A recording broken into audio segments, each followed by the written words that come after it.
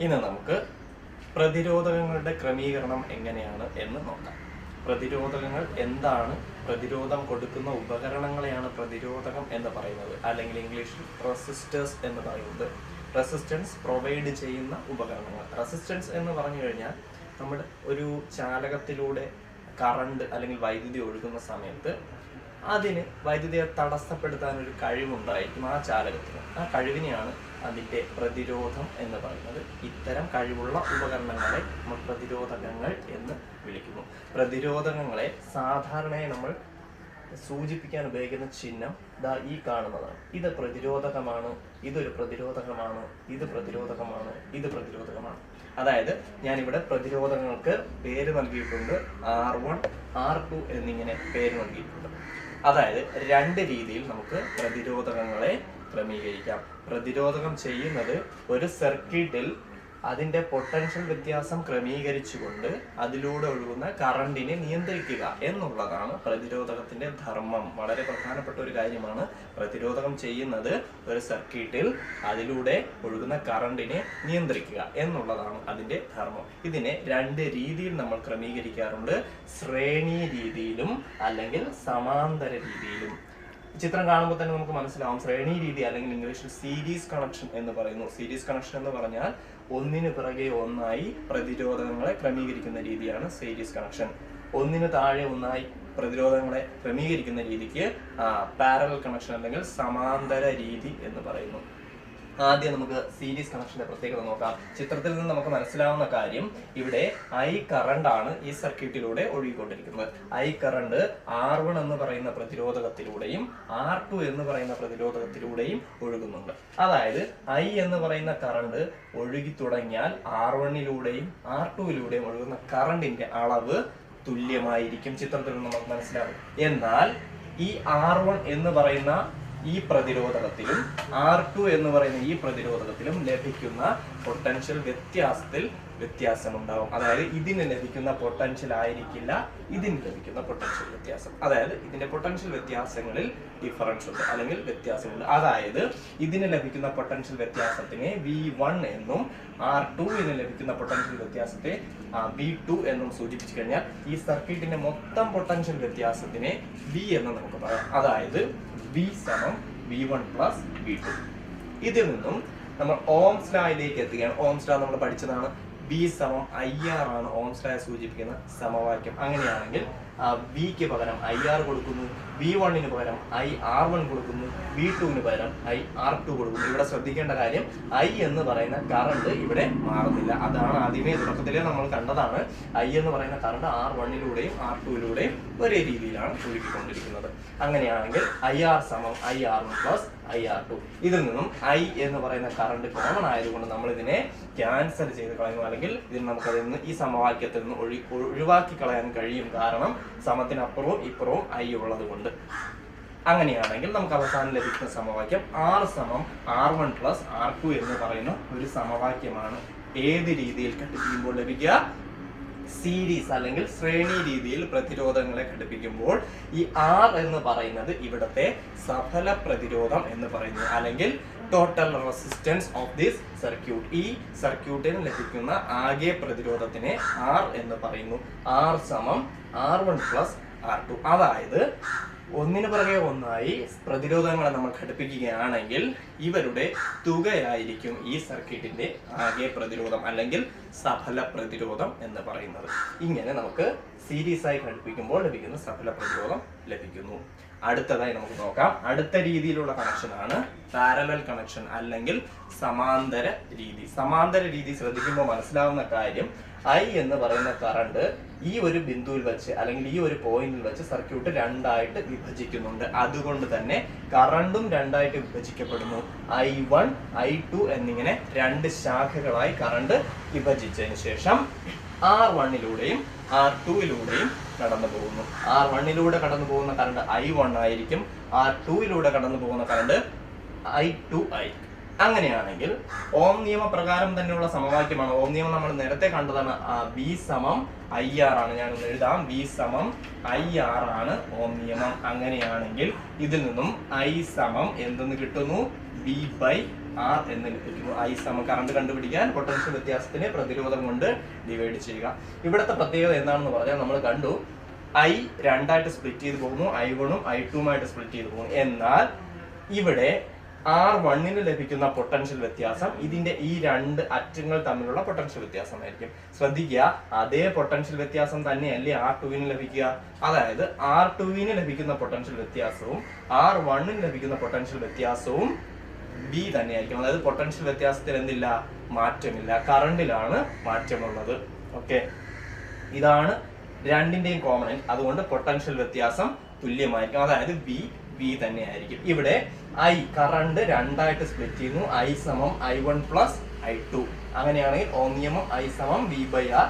ആ സമവാക്യം നമ്മൾ ഇതിൽ കൊടുത്തു കഴിഞ്ഞാൽ V/R സമം V/R1 പ്ലസ് V/R2. അങ്ങനെയാണെങ്കിൽ V സമത്തിനപ്പുറവും ഇപ്പുറവും കോമൺ ആണ്, കോമൺ ടേം ആണ്. നമ്മൾ അതിനെ ക്യാൻസൽ ആയി കളയുന്നു, വെട്ടിക്കളയുന്നു. അങ്ങനെയാണ് ലഭിക്കുന്ന സമവാക്യം 1/R സമം 1/R1 പ്ലസ് 1/R2. അങ്ങനെയാണെങ്കിൽ നമുക്ക് R ആണ് വേണ്ടത്, സഫല പ്രതിരോധം അല്ലെങ്കിൽ ടോട്ടൽ റെസിസ്റ്റൻസ് ആണ് ആവശ്യം. R കണ്ടുപിടിക്കാൻ നമ്മൾ ഇതിനെ വിൽക്രമം എടുക്കുക, ഗുണിക്കുക, ഏത് രീതിയിലാണോ അല്ലെങ്കിൽ ക്രോസ് മൾട്ടിപ്ലിക്കേഷൻ നടത്തുക, ഏത് രീതിയിൽ ചെയ്താലും നമുക്ക് അവസാനം R എന്ന് പറയുന്ന സമവാക്യത്തിലോട്ട് എത്തുക. R എന്ന് പറയുന്ന സമവാക്യത്തിലോട്ട് എത്താൻ സാധാരണ കണക്കിൽ നമ്മൾ എന്താണോ ചെയ്യുന്നത് അത് തന്നെയാണ് എടുക്കുക.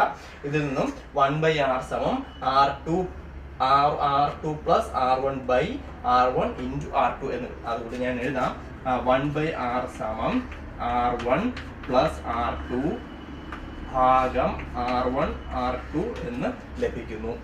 ഇതിനെ വിൽക്രമം എടുക്കുന്ന സമയത്ത് നമുക്ക് ലഭിക്കുന്നു R സമം R1 R2 by R1 plus R2, R1 R2 by R1 plus R2. അതായത് സമാന്തരമായി ഘടിപ്പിക്കുമ്പോഴുള്ള സഫല പ്രതിരോധം R സമം R1 R2 by R1 plus R2 ശ്രേണി രീതിയിൽ ലഭിക്കുമ്പോൾ ലഭിക്കുന്ന സഫല പ്രതിരോധം R സമം R1 പ്ലസ് R2 എന്ന് പറയാൻ നമുക്ക് മനസ്സിലാവും. ഇവിടെ നമ്മൾ ഇതിന് രണ്ടിനും മൂല്യം കൊടുക്കുക, ഇഷ്ടമുള്ള ഒരു മൂല്യം കൊടുത്തിട്ട് ഈ സമവാക്യം ഉപയോഗിച്ച് നമ്മൾ കണ്ടുപിടിക്കുകയാണെങ്കിൽ ലഭിക്കുക എപ്പോഴും ഈ R ആയിരിക്കും. അതായത് ശ്രേണി രീതിയിൽ ഘടിപ്പിക്കുമ്പോൾ ലഭിക്കുന്ന സഫല പ്രതിരോധമായിരിക്കും കൂടുതലായിട്ട് ലഭിക്കുക. അതായത് ശ്രേണി രീതിയിൽ ഘടിപ്പിക്കുമ്പോഴായിരിക്കും സർക്യൂട്ടിലെ സഫല പ്രതിരോധം കൂടുതൽ. സമാന്തരമായി ഘടിപ്പിക്കുന്ന സമയത്ത് സഫല പ്രതിരോധം കുറവായിരിക്കുമെന്നും ഇതിൽ നിന്ന് മനസ്സിലാക്കാം. ഇനി ഒരു കാര്യം കൂടി ഇതുമായി ബന്ധപ്പെട്ട് മനസ്സിലാക്കേണ്ടതുണ്ട്. വേറൊന്നുമല്ല, നമ്മൾ കൊടുക്കുന്നത് വ്യത്യസ്തമായ പ്രതിരോധകങ്ങളാണ്. അതായത് വ്യത്യസ്ത പ്രതിരോധങ്ങളുള്ള പ്രതിരോധകങ്ങളാണെങ്കിൽ R സമം അതിന്റെയൊക്കെ തുക എടുക്കുക. എന്നാൽ ഒരേ വിലയുള്ള പ്രതിരോധകങ്ങളാണെങ്കിൽ എന്ത് ചെയ്യും? ഊഹിച്ചു നോക്കുക. ഇപ്പൊ ഇത് R1 R2 ഇനി R3 ഉണ്ട്, R4 ഉണ്ട്. അങ്ങനെയാണെങ്കിൽ നമ്മൾ എന്ത് ചെയ്യുക? R സമം R1 plus R2 plus R3 plus R4 എല്ലാം കൂടി നമ്മുടെ കയ്യിലുള്ള പ്രതിരോധങ്ങളെല്ലാം കൂടി എന്ത് ചെയ്യുക? കൂട്ടി വെക്കുക, ആഡ് ചെയ്ത് വെക്കുക. എന്നാൽ ഒരേ വിലയുള്ള ഇപ്പം 2 ഓമിന്റെ പ്രതിരോധങ്ങളാണ് ഞാൻ കൊടുത്തിരിക്കുന്നതെന്ന് വിചാരിക്കുക. അങ്ങനെയാണെങ്കിൽ പ്രതിരോധത്തിന്റെ യൂണിറ്റ് ഓം ആണ് പറയേണ്ട ഒരു കാര്യമായിരുന്നു. പ്രതിരോധത്തിന്റെ യൂണിറ്റ് ഓം എന്നാണ് അറിയപ്പെടുന്നത്. നമ്മളത് പഠിച്ചിട്ടുള്ളതാണ്, എന്നാലും ഒന്നുകൂടി ഓർമ്മിപ്പിക്കാൻ പറഞ്ഞതാണ്. അതായത് ഞാൻ ഇവിടെ കൊടുത്തിരിക്കുന്നത് 2 ഓമിന്റെ ഒരു 4 പ്രതിരോധങ്ങളെ ശ്രേണി രീതിയിൽ കൊടുത്തിരിക്കുകയാണെങ്കിൽ നമ്മൾ എന്ത് ചെയ്യും? സ്വാഭാവികമായിട്ടും 2 അധികം 2 അധികം 2 അധികം 2 അല്ലെങ്കിൽ 2 പ്ലസ് 2 പ്ലസ് 2 പ്ലസ് 2 ഇങ്ങനെയാണ് ചെയ്യുക. എന്നാൽ അതിന് പകരം എന്ത് ചെയ്താൽ മതിയാകും? 2 ഗുണം എത്ര എണ്ണം ഉണ്ടോ അത് ചെയ്താൽ മതിയാകും. അതായത് 4 സമം 8 ഓം എന്ന് ലഭിക്കുന്നു. ഇതിന് നമുക്കൊരു കോമൺ സമവാക്യം ഉണ്ടാക്കേണ്ടതുണ്ട്. അതായത് ഒരേ മൂല്യമുള്ള പ്രതിരോധകങ്ങളെ ശ്രേണി രീതിയിൽ ഘടിപ്പിക്കുകയാണെങ്കിൽ ആ സമവാക്യം Rn എന്നായിരിക്കും. ഇവിടെ R എന്ന് പറയുന്നത് ഒരു പ്രതിരോധകത്തിന്റെ മൂല്യം അല്ലെങ്കിൽ ഒരു പ്രതിരോധകത്തിന്റെ പ്രതിരോധം. ഇവിടെ നമ്മൾ പറഞ്ഞ 2 അതിനൊരു ഉദാഹരണമാണ് R. എന്നാൽ N എന്ന് പറയുന്നത് ഇവിടത്തെ നമ്പറാണ്, എത്ര എണ്ണമുണ്ടോ അത്. അപ്പൊ ഇവിടെ 4 എണ്ണം ഉണ്ടായിരുന്നു, അതുകൊണ്ട് ഇവിടുത്തെ N 4 ആയിരിക്കും.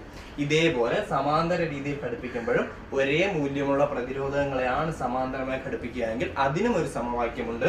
ആ സമവാക്യം R ബൈ എൻ എന്നായിരിക്കും. R ബൈ എൻ എന്നായിരിക്കും. ഇവിടെയും മാറ്റമൊന്നുമില്ല. R എന്ന് പറയുന്നത് ഒരു പ്രതിരോധകത്തിന്റെ മൂല്യമായിരിക്കും. N എന്ന് പറയുന്നത് എത്ര എണ്ണമുണ്ടോ അത്രയുമായിരിക്കും.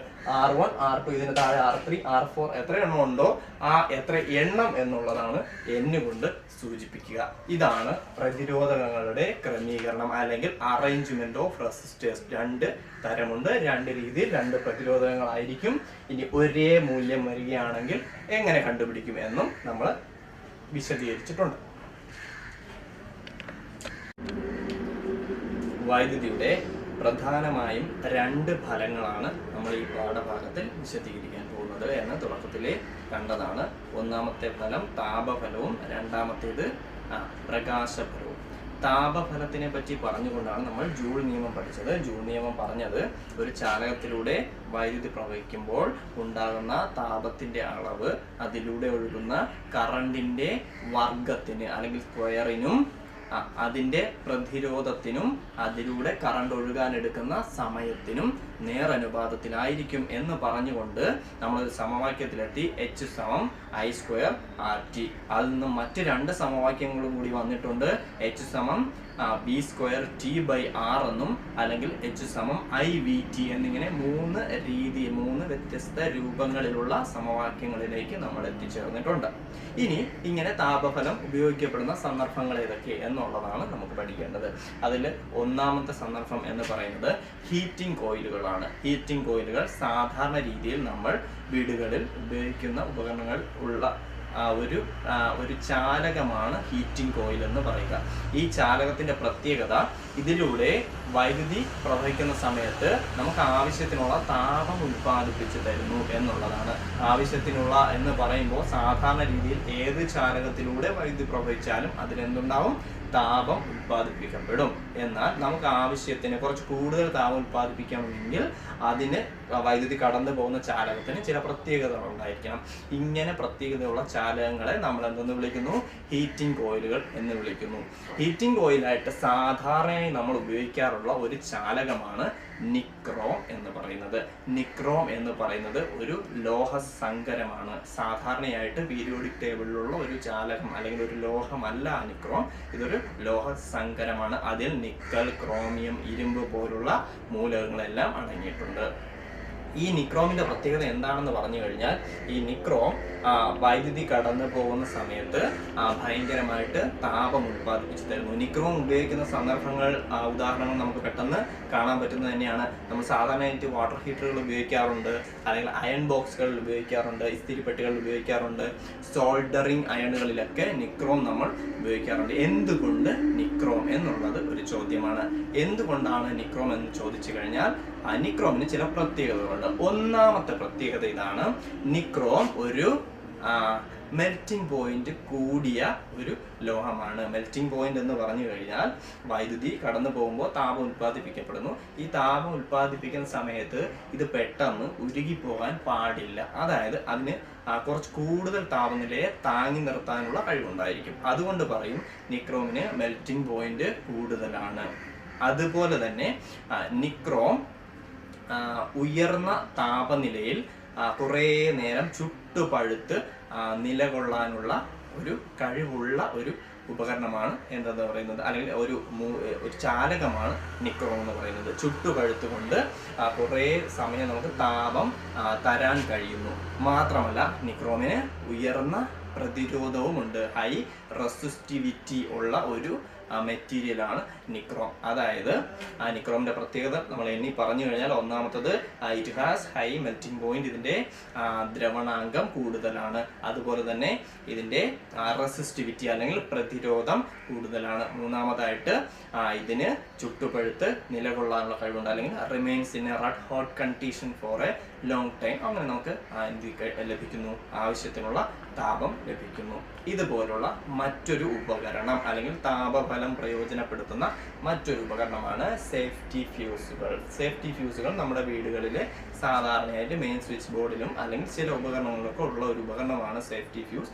ഇതിന്റെ ഉപയോഗം, ഫ്യൂസ് എന്ന് കേൾക്കുമ്പോഴേ നമുക്കറിയാം എന്താണ്, വൈദ്യുതി അധികമായി കടന്നു പോവുകയാണെങ്കിൽ ഈ ഫ്യൂസ് എന്ത് ചെയ്തു പോകുന്നു, മെൽറ്റായി പോകുന്നു, ഉരുകി നമ്മുടെ വൈദ്യുതി ബന്ധം വിച്ഛേദിക്കപ്പെടുകയാണ് ചെയ്യുന്നത്.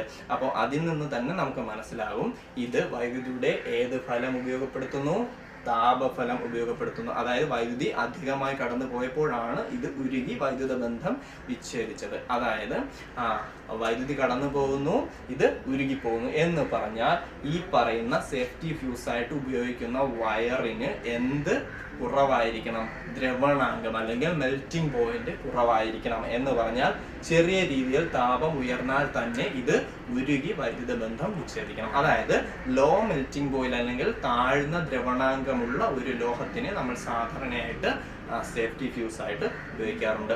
ഏറ്റവും അനുയോജ്യമായ ഒരു സേഫ്റ്റി ഫ്യൂസ് എന്ന് പറയുന്ന അല്ലെങ്കിൽ ആ ഒരു ചാലകം എന്ന് പറയുന്നത് ടിന്നിന്റെയും ലെഡിന്റെയും ഒരു ലോഹ സങ്കരമായിരിക്കും. നമുക്ക് അനുയോജ്യമായിട്ട് അല്ലെങ്കിൽ കോപ്പറും ഒക്കെ സാധാരണയായിട്ട് യൂസ് ചെയ്യാറുണ്ട്. എന്നാലും ഒരു ഐഡിയൽ റെസിസ്റ്റർ അല്ലെങ്കിൽ ഐഡിയൽ സേഫ്റ്റി ഫ്യൂസ് ആയിട്ട് യൂസ് ചെയ്യാൻ പറ്റുന്നത് ടിന്നിന്റെയും ലെഡിന്റെയും ഒരു ലോഹ സങ്കരമാണ്. സേഫ്റ്റി ഫ്യൂസുകളുടെ രൂപവും ഘടനയും ഒക്കെ മനസ്സിലാക്കി വെക്കേണ്ടതാണ്. ഈ സേഫ്റ്റി ഫ്യൂസ് സാധാരണയായിട്ട് നമ്മൾ കൊടുക്കുന്ന സമയത്ത്, ഒരു സർക്യൂട്ടിൽ അപ്ലൈ ചെയ്യുന്ന സമയത്ത് ശ്രദ്ധിക്കേണ്ട ചില കാര്യങ്ങളുണ്ട്. ഒന്നാമതായിട്ട് നമ്മൾ എടുക്കേണ്ടത് ഈ പറയുന്ന ടിന്നിന്റെയും ലെഡിന്റെയും ലോഹ സങ്കരമായിട്ടുള്ള ഒരു വയറായിരിക്കണം സേഫ്റ്റി ഫ്യൂസ് ആയിട്ട് യൂസ് ചെയ്യേണ്ടത്. അതിന് ഉറപ്പായിട്ടും ദ്രവണാങ്കം അല്ലെങ്കിൽ മെൽറ്റിംഗ് പോയിന്റ് കുറവായിരിക്കും. രണ്ടാമതായിട്ട് ശ്രദ്ധിക്കേണ്ട കാര്യം, ഈ ഫ്യൂസ് വയറിന്റെ രണ്ടറ്റങ്ങൾ ഈ ഫ്യൂസിന്റെ സോക്കറ്റിൽ ഒരു കറക്റ്റായിട്ട് അതിനെ എന്ത് ചെയ്യുക, ഫിക്സ് ചെയ്ത് വെച്ചേക്കുക. അതായത് അത് ലൂസ് ആവുകയോ അല്ലെങ്കിൽ അതിൽ നിന്ന് ഇളകി പോകാനുള്ള സാധ്യതയൊന്നും ഉണ്ടാകാൻ പാടില്ല. എങ്കിൽ നമ്മുടെ ആ വീട്ടിലേക്കുള്ള അല്ലെങ്കിൽ ആ ഉപകരണത്തിലേക്കുള്ള വൈദ്യുത ബന്ധം വിച്ഛേദിക്കപ്പെടുകയാണ് ചെയ്യുന്നത്. അതുകൊണ്ട് അത് കറക്റ്റായിട്ട് അതിൻ്റെ പോയിന്റുകളിൽ ഫിക്സ് ആയിട്ട് ഇരിക്കേണ്ടത് അത്യാവശ്യമാണ്. രണ്ടാമതായിട്ട് അല്ലെങ്കിൽ മൂന്നാമതായിട്ട് ശ്രദ്ധിക്കേണ്ട കാര്യം, ഇതിൻ്റെ വയറുകൾ, അതായത് ടെന്നിന്റെയും ലെഡിന്റെയും വയറുകൾ ഈ സേഫ്റ്റി ഫ്യൂസ് ഇരിക്കുന്ന ആ സോക്കറ്റിന് പുറത്തേക്ക് തള്ളി നിൽക്കാൻ പാടില്ല. കാരണം അപകടം ഉണ്ടാകാനുള്ള സാധ്യത കൂടുതലാണ്. വൈദ്യുതി പ്രവഹിക്കുകയാണ് ഇതിൽ കൂടി. അപ്പം എന്തെങ്കിലും തരത്തിലുള്ള ഷോർട്ട് സർക്യൂട്ടോ അല്ലെങ്കിൽ എന്തെങ്കിലും തരത്തിലുള്ള അപകടങ്ങൾ ഉണ്ടാകാൻ, തീപിടുത്തം ഉണ്ടാകാനൊക്കെ ഉള്ള സാധ്യതയുണ്ട്. അതുകൊണ്ട് എപ്പോഴും ഇത്തരം കാര്യങ്ങളൊക്കെ സാധാരണയായിട്ട് സേഫ്റ്റി ഫ്യൂസ് കെട്ടുന്ന സമയത്ത് നമ്മൾ ശ്രദ്ധിക്കാറുണ്ട്.